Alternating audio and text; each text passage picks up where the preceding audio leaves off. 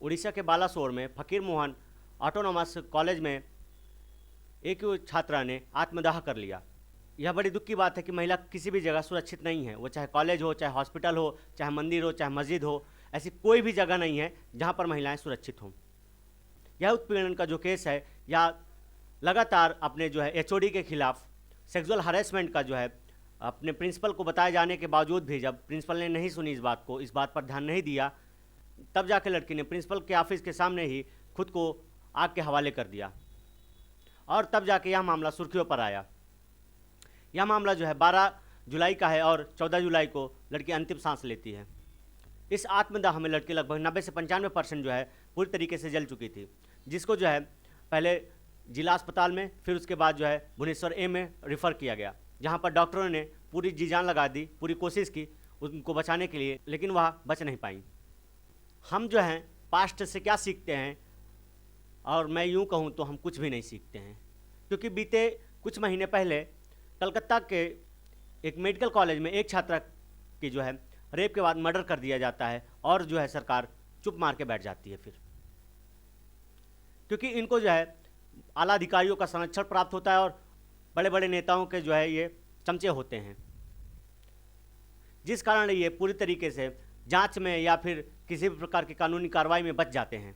अगर मैं यहाँ बात करूँ, यह जो मामला उपजा वह इसी को लेकर उपजा कि जो लड़की से जो उसके एचओडी हैं वो कुछ ऐसा फेवर मांग रहे थे जिसको लड़की नहीं दे सकती थी, या फिर जो है लगातार एचओडी के द्वारा नंबर कम देने के कारण और जो है उसे सेक्सुअल फेवर मांगने के कारण लड़की जो है परेशान हो गई और उसने जो है कई बार प्रिंसिपल को कंप्लेंट की, लेकिन प्रिंसिपल ने इस पर कोई एक्शन नहीं लिया। तब जाके लड़की जो है हार कर अपने आप को आग के हवाले कर देती है और वहीं प्रिंसिपल चैम्बर के सामने खुद को जला लेती है और जिस कारण से उसकी मृत्यु हो जाती है बाद में। लेकिन इस घटना के बाद प्रिंसिपल को हटा दिया गया, लेकिन जब दबाव पड़ा तो फिर पुलिस ने प्रिंसिपल को गिरफ्तार कर लिया। लेकिन अब इस गिरफ्तारी का क्या फ़ायदा, अब जो एक्शन लिया जा रहा है उसका क्या फ़ायदा, क्योंकि लड़की की जान जो है वापस तो नहीं आएगी, उसकी ज़िंदगी तो जा चुकी है। लेकिन यहाँ पर जो है ये आला अधिकारी, ये जो बड़े बड़े नेता मंत्री हैं, इनका संरक्षण पाकर ये सरेआम जो है ऐसी चीज़ों को अंजाम देते हैं जिससे जो है महिलाएं किसी भी जगह पर पूरी तरीके से सुरक्षित नहीं हैं। वो चाहे सड़क हो, चाहे गली हो, चाहे मंदिर हो, चाहे मस्जिद हो, चाहे स्कूल हो, चाहे कॉलेज हो और चाहे कोई भी जगह हो। इससे सवाल उठता है कि सरकार क्या कर रही है। क्या सरकार के प्रशासन में इन गुंडों को कोई डर नहीं? ये सरेआम जो चाहे जब चाहे जिसके साथ जो कुछ चाहे कर सकते हैं। शायद इसलिए कि उनको बड़े बड़े अधिकारी और बड़े बड़े नेता का संरक्षण प्राप्त होता है, इसलिए शायद वह बेखौफ होकर ऐसे घटनाओं को अंजाम देते हैं, जो बेहद शर्मनाक है और समाज के लिए एक कलंक है। चलिए आगे देखते हैं। बालासोर सेक्सुअल हरासमेंट, आत्मदाह या यौन उत्पीड़न। मतलब यह आत्मदाह है कि एक तरीके से यौन उत्पीड़न के कारण उसने जो है अपनी ज़िंदगी को आग के हवाले कर दिया और खुद को जो है तकलीफ़ से मुक्त कर लिया, क्योंकि उसकी जो है शिकायतें कोई सुनने वाला नहीं था। यहाँ तक कि वहाँ के जो प्रिंसिपल हैं उस कॉलेज के, उनको जो है छात्रा ने कई बार कंप्लेंट किया, लेकिन उन्होंने इसे नज़रअंदाज कर दिया, जिससे यह घटना घटी। अखबार की सुर्खियों की बात करें तो Odisha self immolation case, Balasore student dies due to life threaten injuries, CM. ठीक है।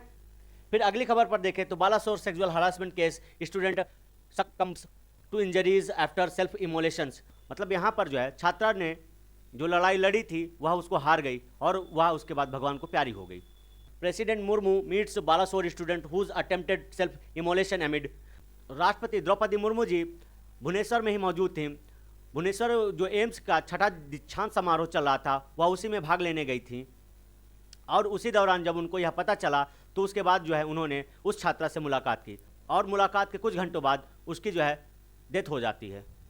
कॉलेज परिसर में आत्मदाह करने वाली ओडिशा की लड़की की मौत।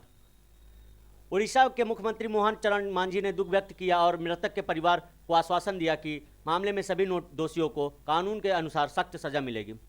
मतलब 20 वर्षीय छात्रा जो बीएड की सेकेंड ईयर की छात्रा थी, उसने जो है अपने एचओडी के खिलाफ लगातार प्रिंसिपल को कंप्लेंट दी, लेकिन प्रिंसिपल ने इसे अनसुना कर दिया, जिस कारण लड़की जो है अंतिम फैसला लिया और उसने जो है अपने आप को आग के हवाले कर दिया और फिर उसकी मौत हो जाती है। उसके बाद जो है सीएम ओडिशा उनके परिवारजनों से मिलते हैं और उनको आश्वस्त करते हैं कि इनमें जो दोषी होंगे उनके खिलाफ सख्त से सख्त कानूनी कार्रवाई की जाएगी।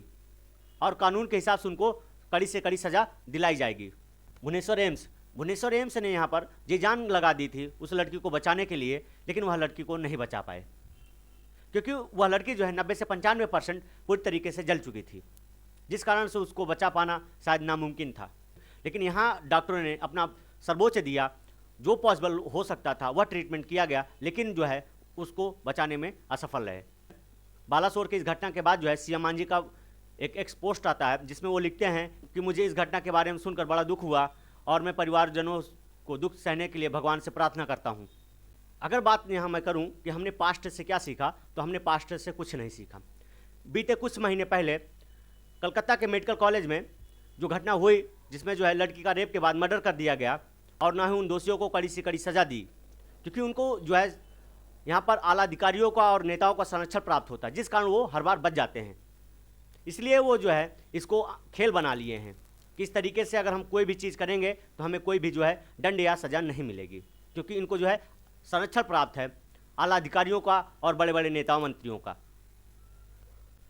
ये जो है निर्भया कांड की बात करूं, जो लगभग 2012 में हुआ था, उस वक्त दिल्ली में सरकार कांग्रेस की थी, शीला दीक्षित और सोनिया गांधी की।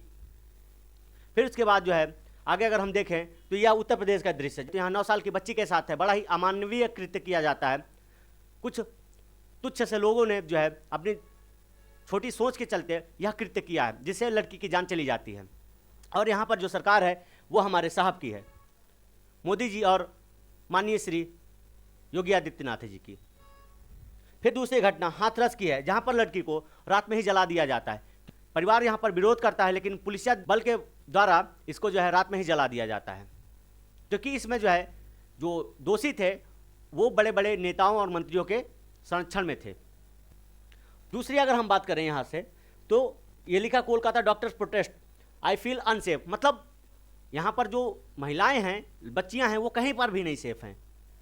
वो चाहे भारत का कोई भी कोना हो, सड़क हो, खेल का मैदान हो, स्कूल हो, मंदिर हो, मस्जिद हो, ऐसा कोई भी जगह नहीं जहाँ पर ये सुरक्षित हो। अगर मैं बात करूँ कि हमने सीखा क्या है, तो हमने सीखा है सिर्फ कैंडल मार्च निकालना, रोड पर बैठकर रोड को जाम करना, जिससे कुछ भी नहीं होता है, क्योंकि 2-4 दिन के बाद हम सब भूल जाते हैं और फिर ये घटनाएं फिर कुछ दिन बाद घटती हैं, तो फिर हम जो है रोड पर निकलते हैं, चिल्लाते हैं, रोते हैं और फिर कुछ नहीं होता है। इन घटनाओं के बाद भी अगर आपकी आंख नहीं खुलती है तो ये समझ लीजिए आपका कुछ नहीं हो सकता है। आप जिस बदलाव की आस लगाए हैं दूसरों से, पहले खुद में बदलाव करिए, तब जाके यह जो है बदलाव आएगा, नहीं तो सिर्फ सोचने से कुछ नहीं होगा। नेता चुनिए, जाति धर्म छोड़कर उसके काम को देखकर चुनिए और उससे मांगिए रोजगार, शिक्षा, सुरक्षा, स्वास्थ्य, सड़कें, स्कूल, कॉलेज, ना कि धर्म और भाषा, जाति, जिस पे वो हमें उलझाए हुए हैं आज, और जिस कारण से हमारा जो है देश आज बहुत ज़्यादा पिछड़ा हुआ है। और आप हमें कमेंट बॉक्स में ज़रूर बताइएगा कि सरकार को इसके खिलाफ कैसा एक्शन लेना चाहिए, ताकि समाज में एक बहुत बड़ा मैसेज जाए और परिवर्तन हो लोगों की सोच में, लोग अपनी सोच बदले और जो है ऐसे घिनौने कृत्य को करने से पहले 100 बार सोचें। ऐसा मैसेज जो है देश को जाना चाहिए। अगर इसके बाद भी कुछ नहीं होता है तो ये मान लीजिए देश का कुछ नहीं हो सकता, देश गर्त में जा चुका है। आप हमारे चैनल को सब्सक्राइब करना ना भूलें, जिससे हम आपको ऐसे अपडेट देते रहें। धन्यवाद।